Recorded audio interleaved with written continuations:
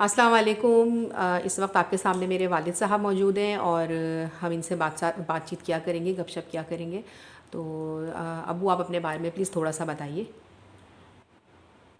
میرا نام زاہد علی خان ہے اور کتابوں سے مجھے شغف ہے، اور میرے والد کا انتقال اس وقت ہوا کہ جب میں 10th کلاس میں تھا۔ میں نے اپنے والد کے بعد میٹرک کیا اور سروس بھی کرتا رہا اور پڑھتا بھی رہا۔ میں نے ماسٹر کیا جنرل ہسٹری میں، ہسٹری آف سب کانٹیننٹ۔ مجھے ہسٹری سے انتہائی لگاؤ ہے اور اب میرا سارا وقت جو ہے کتابیں پڑھنے میں اور ہسٹری کے پڑھنے میں بس گزرتا ہے، اور مجھے انتہائی شوق ہے کتابیں پڑھنے کا، مطالعے کا انتہائی شوق ہے۔ اور آپ نے لکھا بھی ہے، اخبار میں بھی لکھا؟ اخبارات میں بھی لکھتا رہا ہوں میں، جسارت میں بھی میں نے لکھا، مزدوروں کے پیج پر لکھا، اور پھر اس کے بعد میں الشرق ایک اخبار نکلتا تھا، اس میں بھی میرے مضامین آئے۔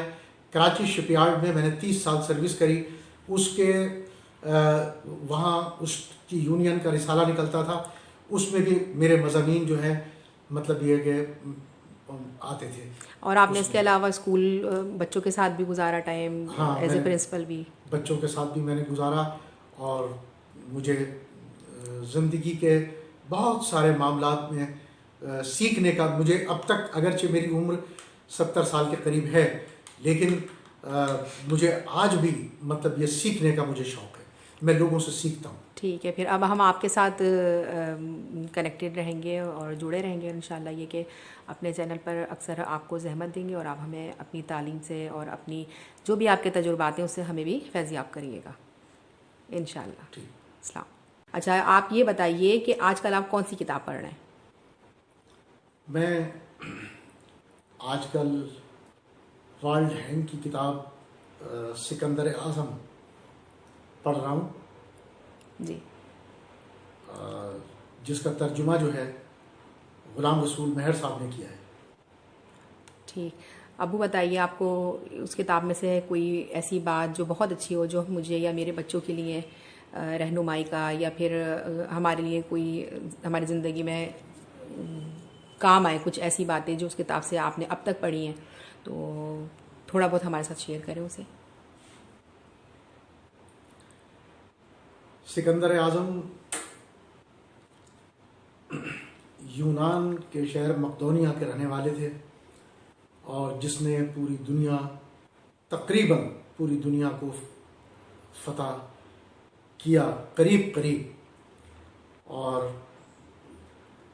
سوچنے کا مقام یہ ہے کہ ایک ایسا لڑکا جس کی عمر بھی زیادہ نہ ہو، اس نے اتنا بڑا کام کیا، یہ یقیناً بڑے اولو العزم اور بہت زیادہ یعنی جلیل قسم کے انسان کا کارنامہ ہے۔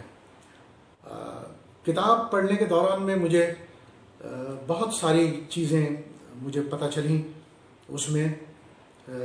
ایک تو یہ کہ ایک جنرل ویو میں یہ دیکھا گیا ہے کہ جن لوگوں نے تاریخ کے دھاروں کو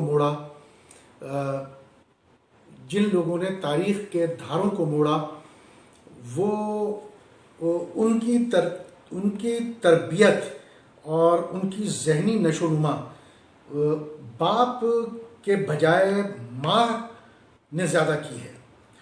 سکندر اعظم کی بھی جب میں کتاب پڑھ رہا تھا تو میرے ذہن کے اندر یہ بات موجود تھی کہ اس کا باپ فیل قوس اگرچہ باپ تھا اور مقدونیہ کا بادشاہ بھی تھا، لیکن اس کی تربیت میں اور اس کی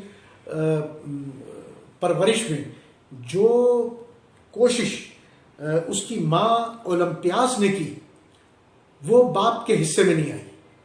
یہ بڑی حیرت کی بات ہے، سمجھے۔ اور اگر آپ اور بہت سارے ایسے لوگوں کو دیکھیں جنہوں نے تاریخ کے دھاروں کو موڑا ہے، تو ان کا نام جو ہے ان کی ماں کے ساتھ تو آتا ہے، لیکن باپ کا کہیں پر بھی وہ نہیں نظر آتا۔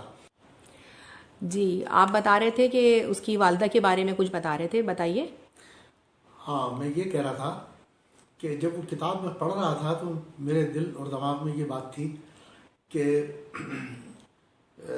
یعنی جو سکندر کی جو تربیت تھی وہ اس کی ماں اولمپیاس نے کی، اور جتنے اطالیق مقرر کیے وہ سب اولمپیاس نے کیے، اور ایک ایک چیز کو وہ یعنی نظر میں رکھتی تھی کہ میرا جو بیٹا ہے وہ مقصد یہ کہ کس پوزیشن میں ہے، اور کہاں مطلب یہ اس کی تربیت میں یا اس کے سیکھنے میں کہاں پر اس خامی رہ رہی ہے، تو وہ اس کو پورا کر دیا کرتی تھی، سمجھے۔ فیل قوس کے مطابق فیل قوس کے حوالے سے تاریخ ہمیں یہ بتاتی ہے کہ وہ اپنی بادشاہت اور جو اس وقت کے حالات اور صورتحال تھی تمام اپنی کنیزوں کے درمیان میں وہ گھرا ہوا تھا، سمجھے۔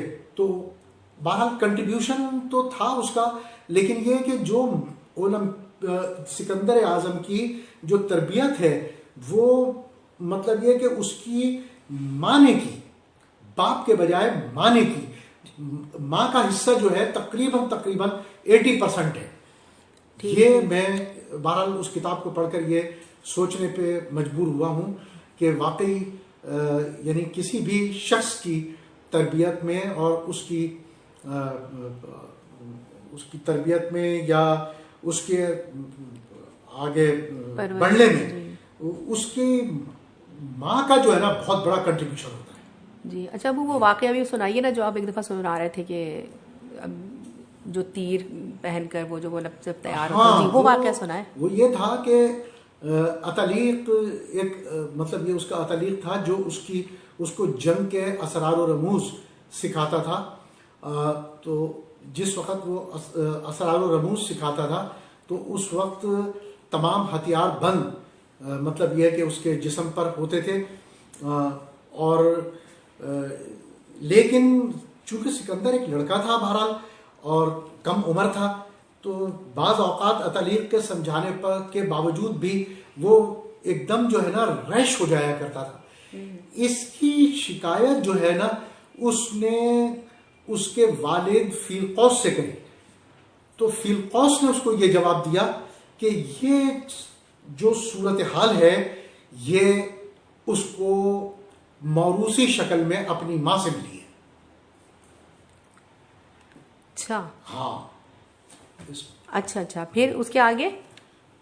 تو بہرحال یہ کہ میں یہ سمجھتا ہوں کہ موجودہ دور میں بھی اگر مائیں اپنے بچوں کو اسی طریقے سے لے کر چلیں اور ان کی پرورش کریں تو میں سمجھتا ہوں کہ ہمارے اندر بھی سکندر اعظم پیدا ہو سکتے ہیں، بڑے بڑے لوگ پیدا ہو سکتے ہیں، سمجھ گئے۔ اور تاریخ اگر آپ اٹھا کر دیکھیں تو یہ بات ہمیں بالکل اثر من الشمس معلوم ہوتی ہے، سمجھ گئے، کہ جن لوگوں نے تاریخ کے دھاروں کو موڑا ہے اس میں باپ سے کہیں زیادہ ان کی ماں کا کنٹریبیوشن ہے۔ جی یہ تو خیر بات ہے، صحیح کہہ رہے ہیں آپ بالکل۔ چلے ابو، بہت مزہ آیا آپ کے ساتھ بات کر، اور اب یہ کہ آپ جو بھی کتاب پڑھیں گے انشاءاللہ ہم آپ کے ساتھ اس کتاب کے بارے میں بات کریں گے، اور آپ بھی ہمیں بتائیے گا تاکہ ہماری بھی معلومات میں اضافہ ہو، اور انشاءاللہ کہ پھر آپ کو دوبارہ ملاقات ہوگی۔ اللہ حافظ۔